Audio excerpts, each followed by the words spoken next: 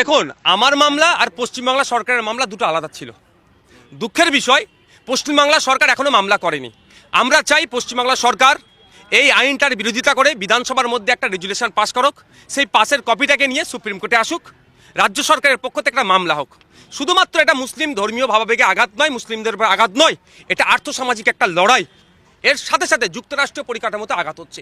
যে ওয়াকফ বেসিক্যালি ম্যাক্সিমামটা ল্যান্ডের উপরে থাকে, স্থায়ী সম্পত্তি। তো দুর্ভাগ্যের বিষয়, আমরা যতটুকু জানি, আমার জানার মধ্যে ভুল হলে কি আমাকে সাজেস্ট করবেন, আমাকে সাজেশন দেবেন, যে এই সম্পদগুলো, এই জমি ব্যাপারটা সংক্রান্ত সবসময় এটা স্টেটের লিস্টে থাকে, এটা যৌথ লিস্টের মধ্যে আসে না।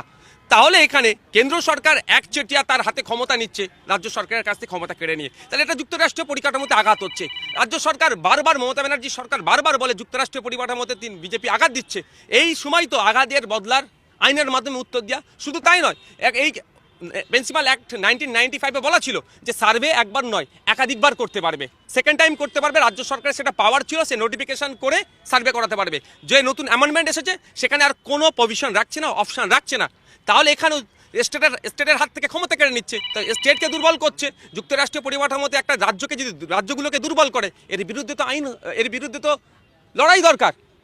তো সেইগুলো রাজ্য সরকার সেটা করছে না, শুধু চিৎকার চেঁচামেচি করছে, আমি এই রাজ্যেই বিল লাগু হতে দেবো না। আরে ওটার জন্য তো পাবলিক আছে, মাঠে ময়দানে গণতান্ত্রিক প্রক্রিয়া লড়াই করে নেবে।